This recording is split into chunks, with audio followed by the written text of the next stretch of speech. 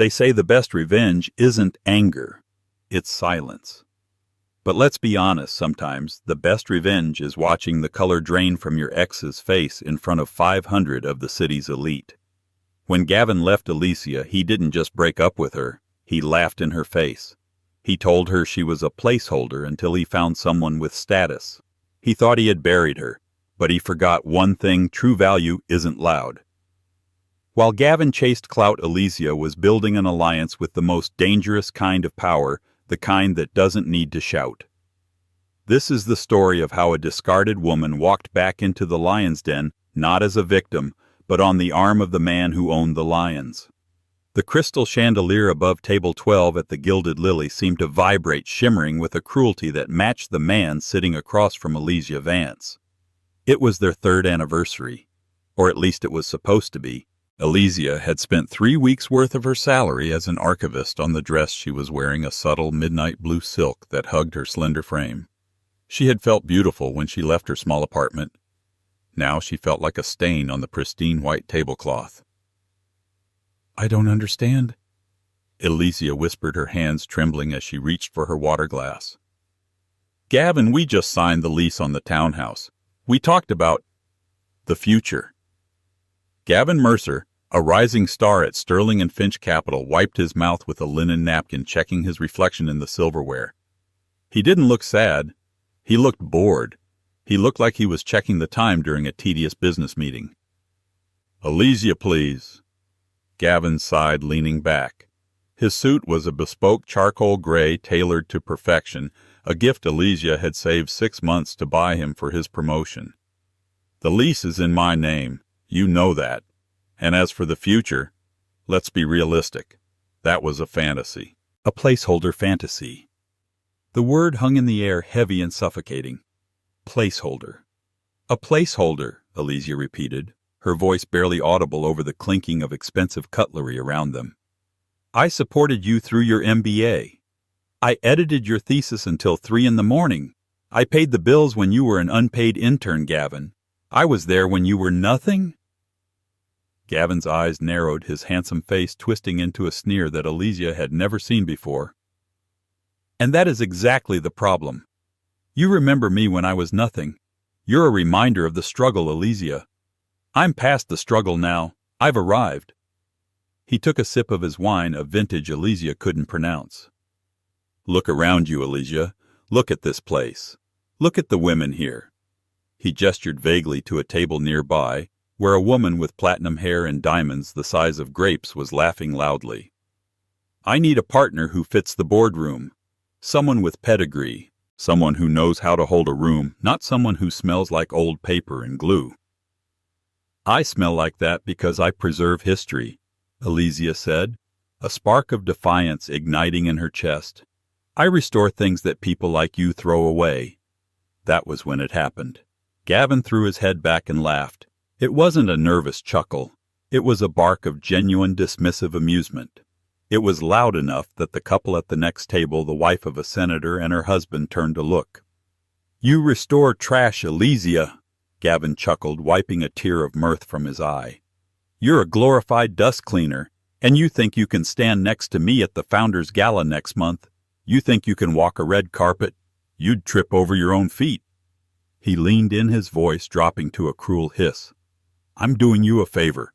I'm dating Sienna Thorne now. Well, dating is a light word. We're merging."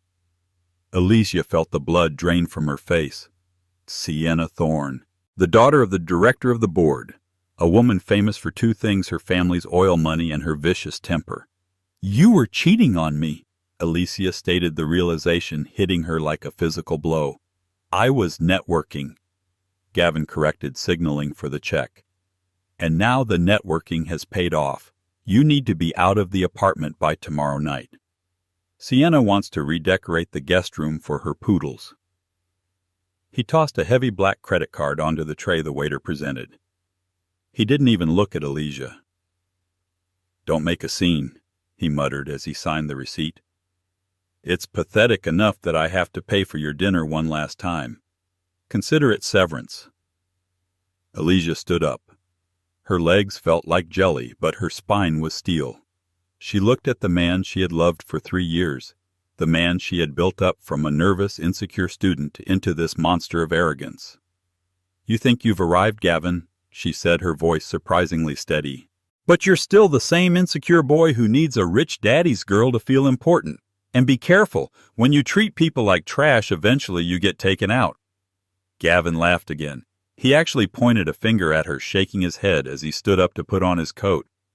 "Oh, Elysia, you have no idea how the world works. Karma is a fairy tale poor people tell themselves to feel better about losing. Goodbye." He walked out. He left her standing there in the middle of the restaurant with half the patrons staring at her. The waiter, a young man with kind eyes, approached her cautiously. "Miss, are you all right?" Elysia took a deep breath. She didn't cry. Not yet. She picked up her purse, straightened her shoulders, and looked the waiter in the eye. "I will be," she said. "I will be." 3 weeks later, Elysia was living in a studio apartment that was smaller than Gavin's walk-in closet. It smelled faintly of damp plaster and curry from the restaurant downstairs, but it was hers. She had blocked Gavin on everything, but it was impossible to avoid him. His face was plastered on the business pages of every newspaper she walked past. Rising Star. Gavin Mercer to wed heiress Sienna Thorne in fall spectacle. They weren't wasting time. Elysia threw herself into her work. She worked at the Sterling Archives, a prestigious but dusty restoration firm in the old quarter of the city. While Gavin dealt in stocks and futures, Elysia dealt in the past. She fixed broken things. She mended torn canvases, rebound ancient books, and polished tarnished silver until it gleamed. It was a rainy Tuesday when the bell above the shop door jingled. Elysia looked up from her workbench, adjusting her magnifying spectacles. Standing in the doorway was a man who looked like he had been carved out of granite and dressed in a storm cloud. He was tall, well over 6 feet, wearing a black trench coat soaked with rain. He wore a cap pulled low, shadowing his eyes. He didn't look like their usual clientele. Their usual clients were fussy museum curators or elderly widows. This man looked dangerous. "We're closing in 5 minutes," Elysia said, wiping her hands on her apron. "I was told you are the best," the man said. His voice was deep gravelly, with a hint of an accent she couldn't place, maybe European, maybe just educated. "I'm competent," Elysia replied modestly. "What do you need?" The man walked to the counter. He moved with a strange grace, silent and heavy. He reached into his coat and pulled out a small velvet pouch. He upended it onto the glass counter. Out slid a pocket watch, but it was a wreck. The gold casing was crushed, the glass face shattered, and the hands were bent at impossible angles. It looked like it had been run over by a tank. "Can you fix this?" he asked. Elysia picked it up gently. "This is late 19th century Swiss, a Patek Philippe complication." She examined the engraving on the back, but it was scratched out, deliberately obliterated. "This has been through a war." "2 wars, the man corrected, "and a fire." Elysia looked up at him. She couldn't see his eyes clearly, but she felt his intensity. "Why fix it?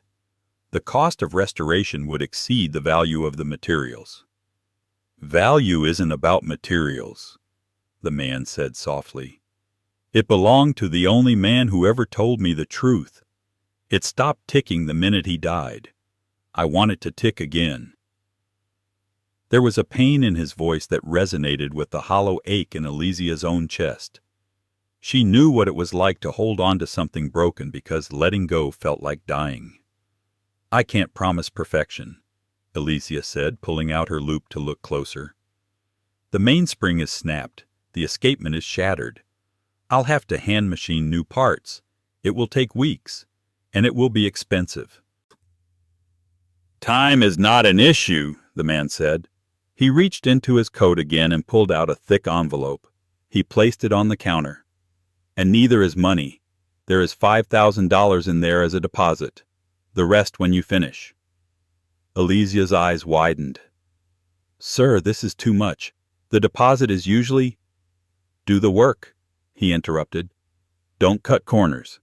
If you need materials, call this number. He slid a plain white business card across the glass. It had no name, just a phone number. Who do I make the receipt out to?